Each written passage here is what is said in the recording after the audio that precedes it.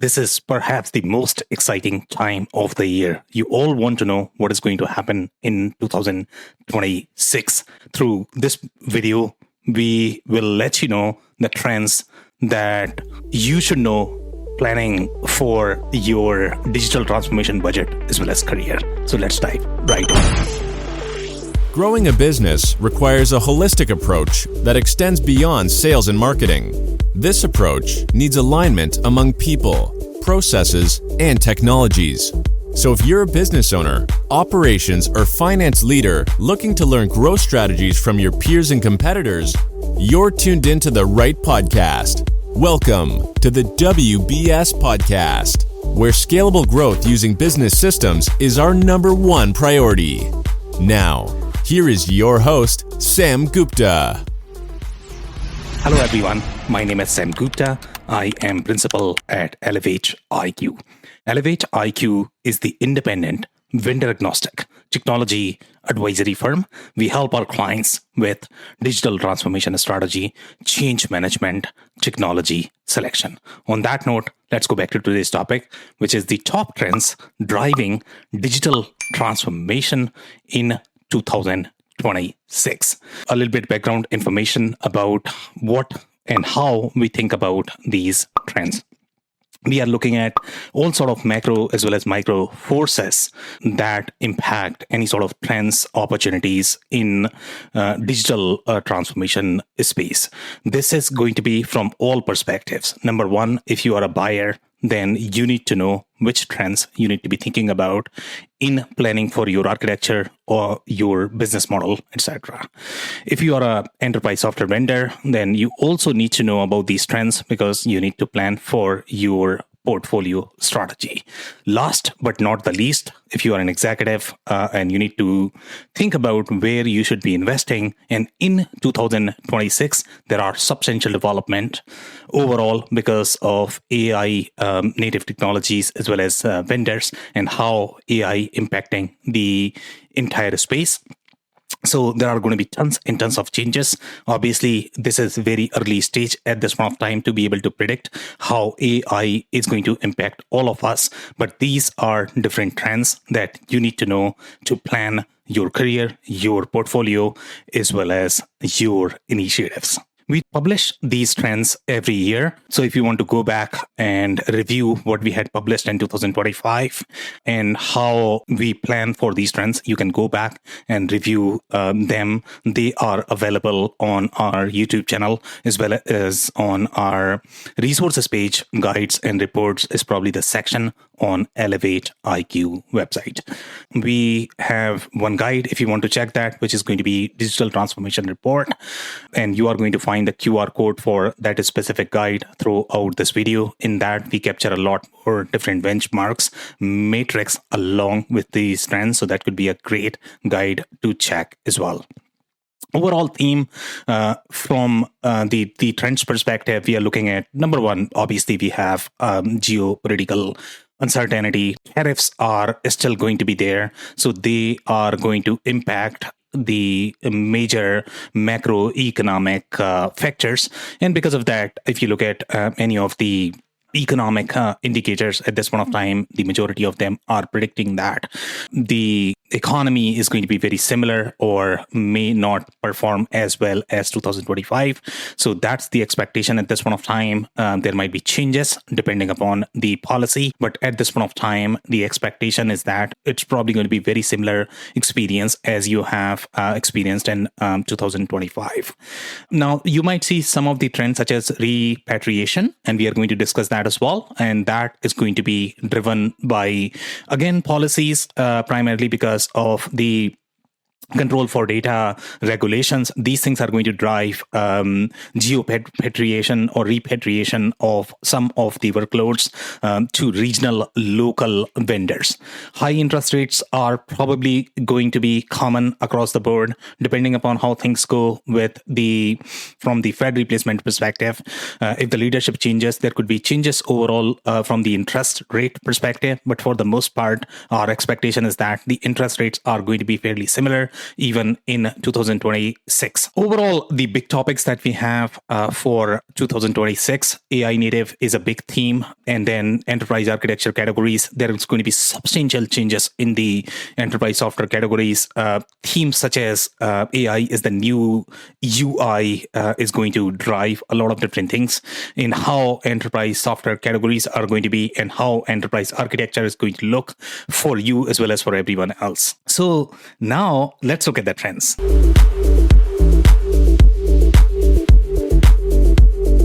Number one on our list is AI-enabled business models.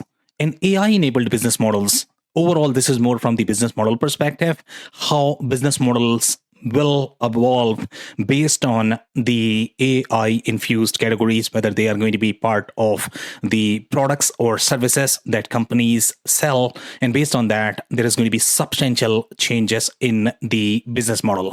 How you are going to capture your data, how you are going to utilize your data, what kind of controls you are going to have for your customers, and how much leverage your customers are going to have. That all is going to dictate how business models will evolve in 2026. So that's going to be a major theme, and that's number one.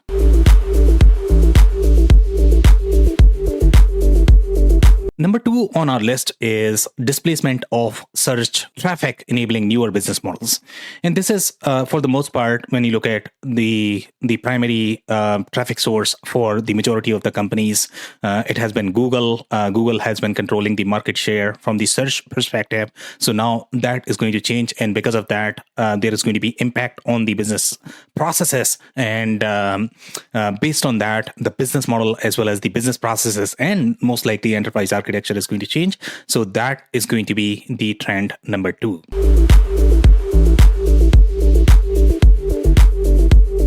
Number three on our list is continued uncertainty and geopatriation. And this is aligned with the macroeconomic theme and overall how the policies are going to be across the board, depending upon what each nation is going to do. If one nation is going to be slightly more protective from their policy, it's very likely that other nations are going to follow similar themes as such. And because of that, there is going to be themes of, number one, from the budgetary perspective, the initiatives are not going to be as common, especially the ones that are going to have long-term benefits. So that's going to have an impact on the majority of the digital transformation initiatives. And then from the geopatriation perspective, there might be pullback in terms of global workloads, and regional players are probably going to be more in demand. So there might be opportunities, but there might also be challenges in getting revenues from the global channels. So that's number three.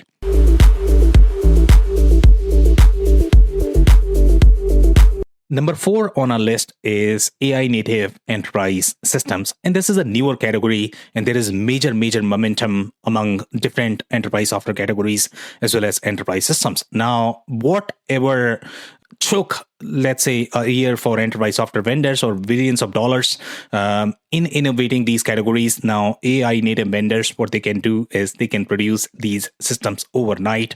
And within last few months, we have seen a lot of different vendors claiming that they can accomplish similar things as some of the larger enterprise software vendors. And that's a huge threat for the enterprise software market as well as for the enterprise architecture. So this is going to be a trend that you need to watch in terms of how these AI native categories are going to evolve and what impact they are going to have on your enterprise architecture. So this is going to be a major theme overall from the planning perspective, how the major enterprise software vendors are going to evolve their portfolio as well as architecture, as well as you need to think about that as well. So that's number four.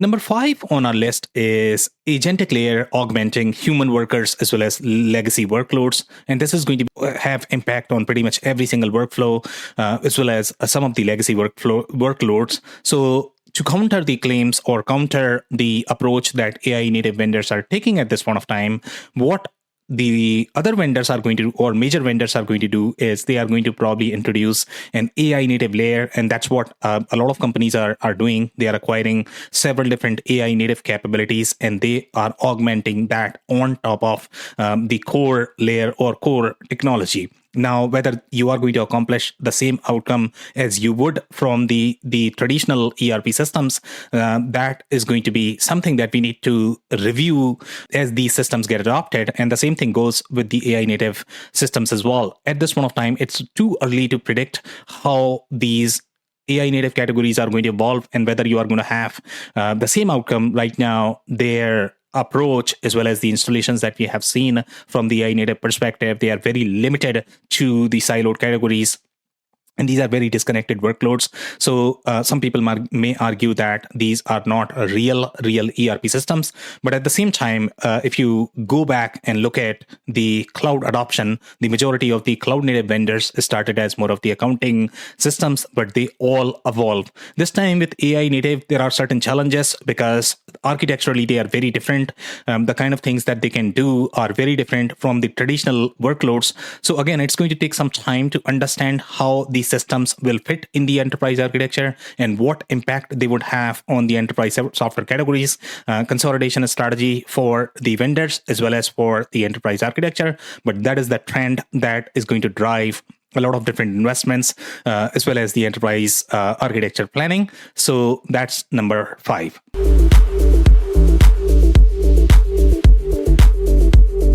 Now, number 6 on our list is workforce displacement and short-term labor market concerns driven by AI efficiencies. And this is a trend that we have seen in 2025.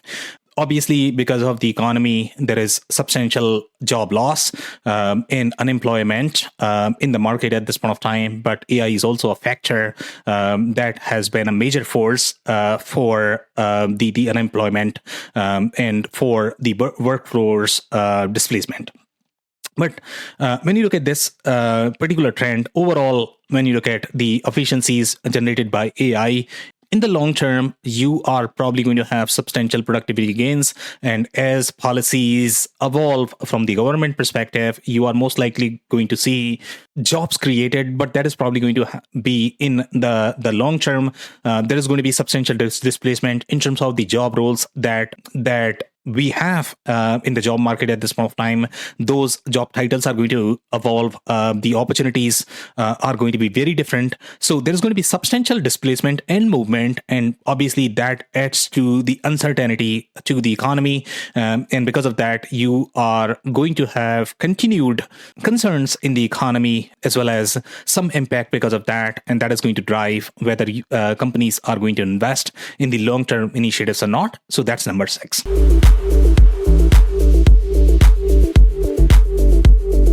Number 7 on our list is, despite macroeconomic concerns, you still have companies that are trying to leverage the AI opportunities. They need to think about how they need to evolve their architecture because of AI enablement. So there's going to be substantial upgrade cycle in 2026. So you have both forces combined. You have uncertainty, but you also have the opportunistic force that is going to be there to upgrade the legacy workloads. So you might have some opportunities because of that, and that's going to be number 7.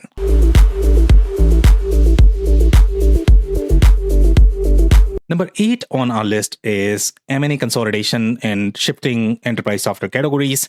Even though the M&A cycles might not be as active just because of the economy, but at the same time, you are still going to see some M&A activities, primarily because of the AI native categories, just because these larger private equity companies are trying to invest as much as possible in AI native categories, as well as they are going to probably consume a lot of different AI native categories to drive profits for their portfolios. That might not be possible with other categories that we have in the market just because of the market uncertainty. So we are going to see the M&A consolidation as well as shifting enterprise software categories, and that's number 8.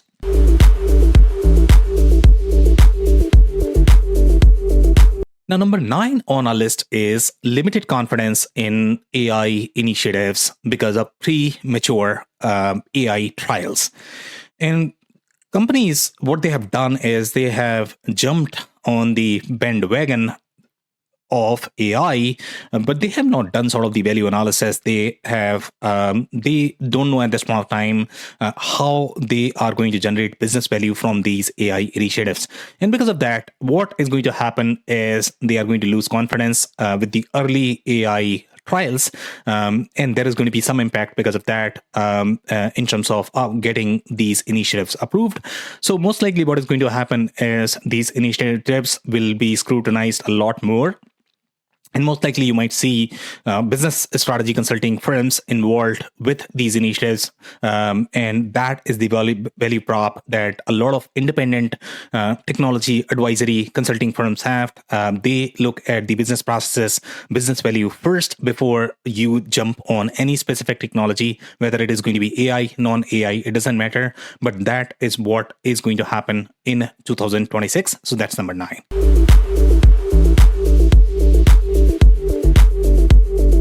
Now, number 10 on our list is unexpected price hikes by software vendors. And this is the trend that you generally see whenever you have any sort of downturn in the economy, or if the portfolios are going to be consolidated by private equity. Generally, they increase price. And this is what you are going to see from the enterprise software perspective, just because their revenue expectations are going to be lower from the market. So they are going to recoup and that revenue by increasing the price. So you will see a lot more of this in 2026. It was very similar trend in 2025 as well. And that is going to drive some migration from these cloud workloads, just because cloud workloads had a lot more control overall.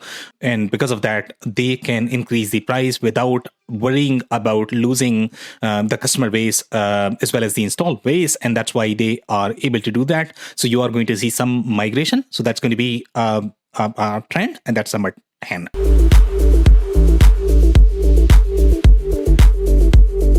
Now, number 11 on our list is faster upgrade cycles with AI augmented tools and technologies. And there have been several AI tools that have popped up in the market at this point of time, and they all are claiming that they can do a lot of things that were done manually, whether it is the automated testing, requirements capture, a lot of things that were done from the ERP implementation perspective. ERP vendors are claiming that you are going to have expedited development also because of AI technologies. AI technologies are great. They have great value. But at this point of time, when you look at the deterministic workflows of these AI technologies, they struggle with that. And it's very early at this point of time, how much gain you are going to have based on these technologies. But there are definitely going to be claims, and some opportunity will be there with respect to faster upgrade cycles because of these AI augmented tools and technologies. So keep an eye on these newer vendors as well as technologies. And that's number 11.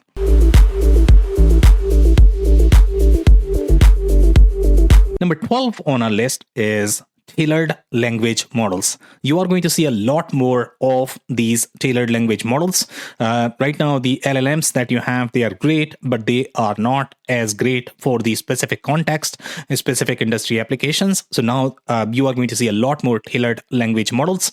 They are going to utilize the specific data that either ERP vendors or the enterprise software vendors had, or they might combine their capabilities with customers' data as well, and they might create tailored language models for specific applications, specific use cases. So you are going to see a lot more of that. Enterprise software vendors are going to utilize for their applications, utilizing their data or third-party capabilities. And the same thing you need to do as well as a buyer. You need to keep an eye on these tailored language models, because they are going to have impact on pretty much everything from pricing to estimation to how you capture traffic. So that's number 12.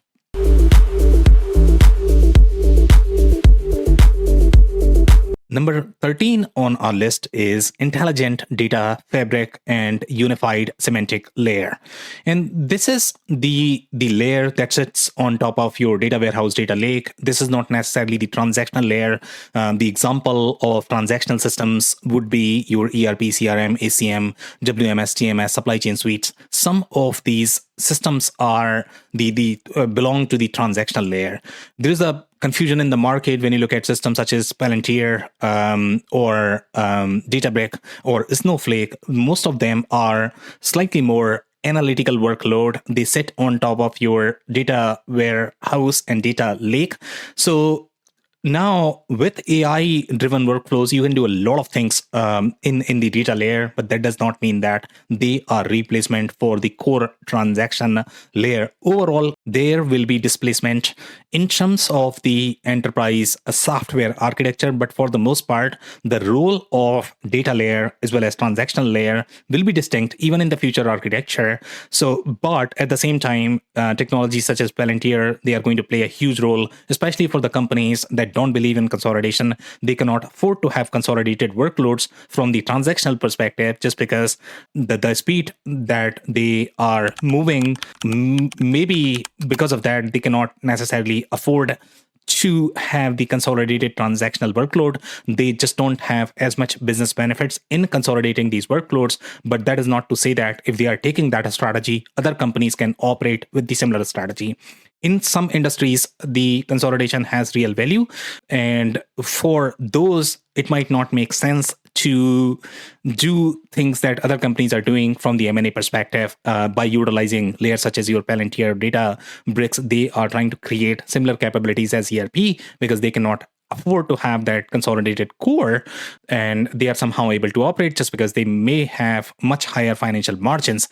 So again, some companies may be able to operate, and we are going to see a lot more penetration of technology such as Palantir, but that is not to say that that is the only architecture that is going to be prevalent in the AI native world. That said, the data fabric technology or the unified layer from the data perspective is going to be relevant. And that is something you need to keep an eye on. So that is number 13.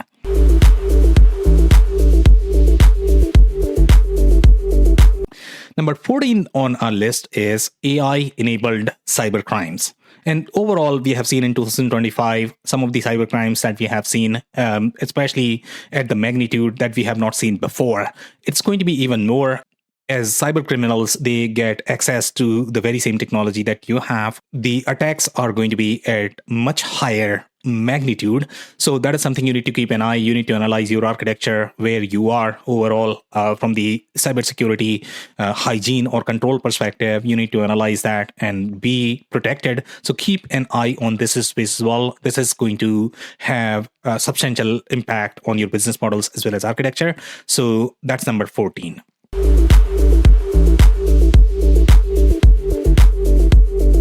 Number 15 on our list is significant sticker shock associated with SaaS exit cost.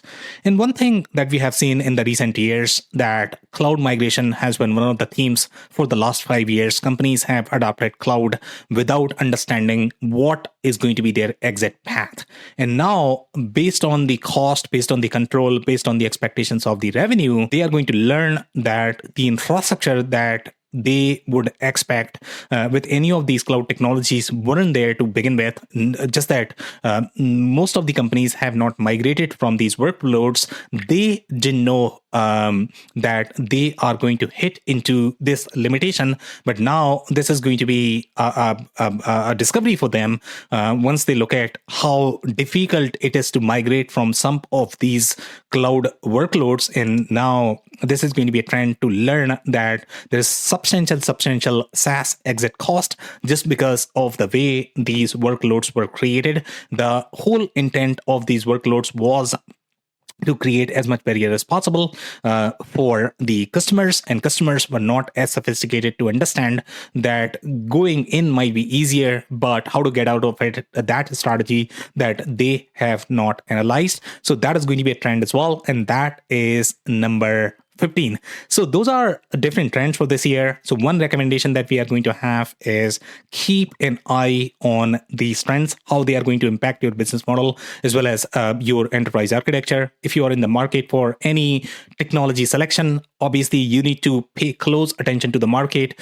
And if you need any help, you can reach out to us. We are tracking these things on a daily basis. Every single vendor, how their roadmaps are evolving, how any of the products that are going to be end of life or obsolete just because they will not be able to match the pace with some of these AI native vendors. So if you enjoyed this video, we publish these video on a weekly basis. So hit the subscribe button. We are going to link our digital transformation report. So you might scan the QR code for that. This podcast is also available on audio channels. So you might want to check on Apple or Spotify. On that note, thank you so much for tuning in. I'll see you in the next one. Thank you for listening to another episode of the WBS Podcast. Be sure to subscribe on your favorite podcasting platform so you never miss an episode. For more information on growth strategies for SMBs using ERP and digital transformation, check out our community at WBS.rocks. We'll see you next time.